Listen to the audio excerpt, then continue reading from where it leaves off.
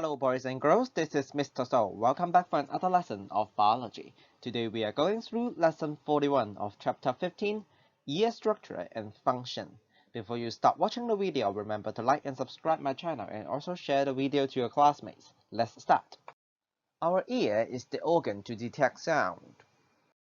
How is the sound being transmitted in the air? The sound, it is transmitted in the air by the vibration of particles. 粒子. Let's take a look at the structure of your ear. Your ear consists of the outer part, the middle part, and the inner part. In the outer ear, there is the ear pinna. It has the cartilage, therefore it is slightly flexible. You can bend your ear pinna slightly. It helps to collect sound waves. Moving in, you can find the auditory canal. It helps to direct the sound waves to the eardrum. Eardrum will vibrate when the sound waves reach it. Let's look at the middle ear. In the middle ear, you can see 3 ear bones, very tiny ear bones, connected to the eardrum. They are the smallest bones in our body.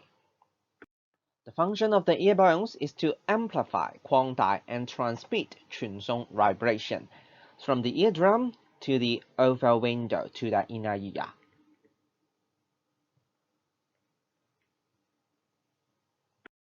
The picture on the left shows you how transmission of sound is done.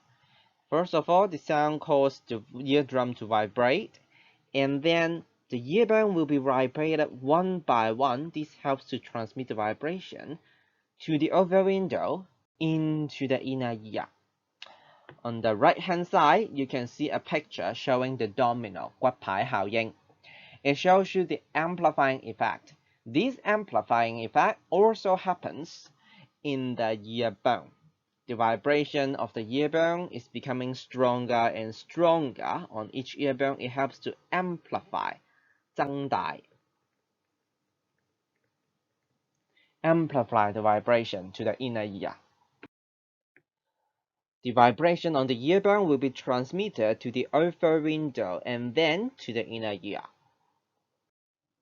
Vibrations will go into the oval window and enters the inner ear. Called the structure cochlea. 耳蜗, it just looks like a snail.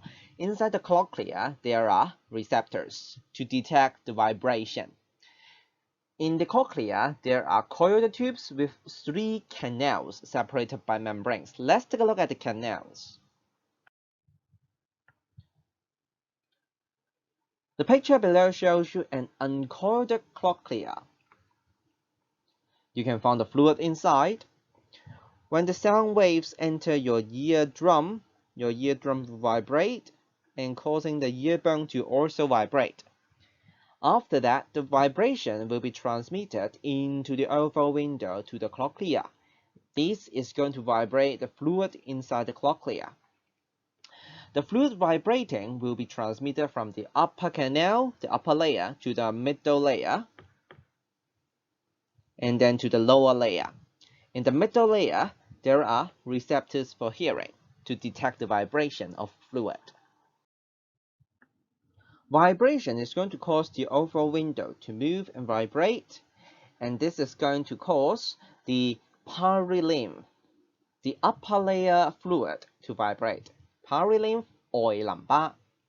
And this vibration of the upper lymph will be causing the middle layer to also vibrate.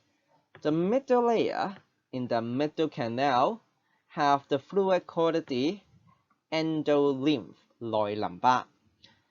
In the endolymph, there are some receptors for sound. They are the sensory hair cells, which helps to detect vibration.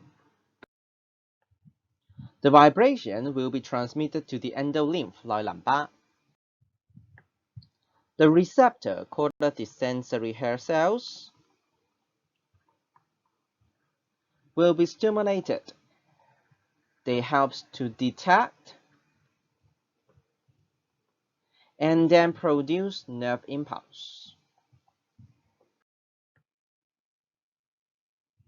After the generation of nerve impulse by the sensory hair cells, the nerve impulse will be traveled to the auditory center in the brain for interpretation of hearing through the nerve called the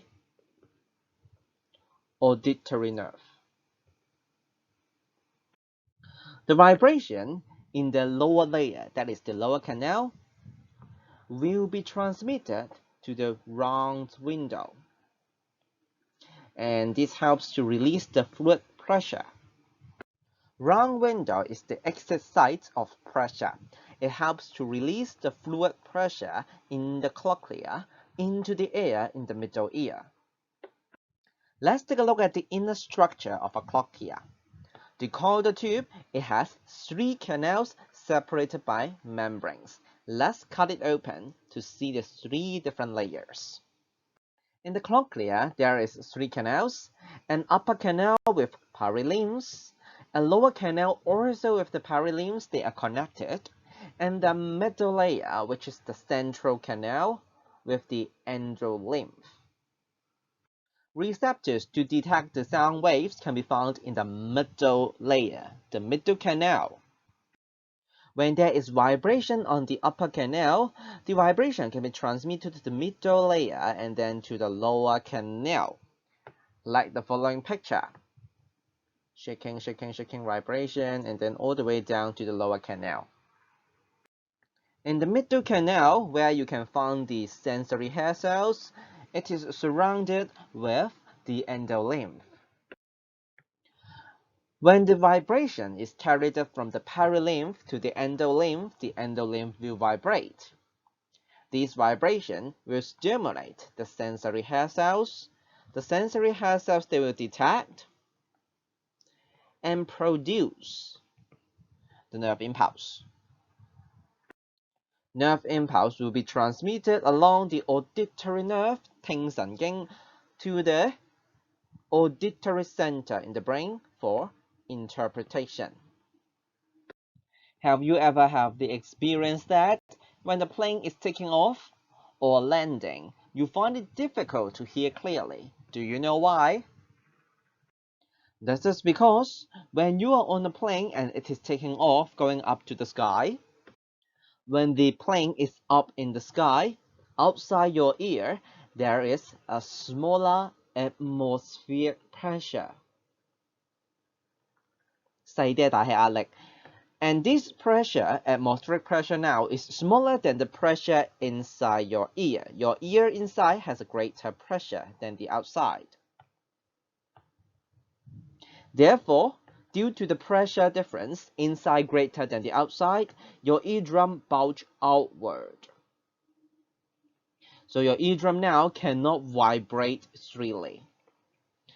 Because your eardrum cannot vibrate freely, the vibration cannot be transmitted easily into the ear bone. Another structure which is also important to hearing is the Eustachian tube, 耳咽管. This Eustachian tube, it helps to equalize the pressure between the middle ear and the outside atmosphere. And these Eustachian tubes also connect to the pharynx. For example, when you are traveling on a plane, either landing or taking off, you cannot hear very clearly because your eardrum is either bulging outward or inward due to the pressure difference. Now, your eardrum is bulging inward or outward, so it cannot vibrate very freely. How can you solve this problem? That is, you try to yawn, 打喊路. It helps to open up your pharynx, allow the air in the middle ear exchanging with the atmospheric air. Now the pressure can be equalized. This helps your eardrums to freely vibrate when there is no more pressure difference. The last structure which you can find inside the inner ear is the semicircular canal, 半規管. This structure is not important or useful in hearing. However, it is useful in detecting the direction of your head movement. That means to maintain body balance. If you are a professional dancer, you can rotate yourself very quickly and well because your semicircular canal in your ear is helping you to maintain the balance. Please go to your textbook page 30 to finish the MCQ. That's it for the lesson about the ear structure and function. I will see you in the next lesson. Bye bye.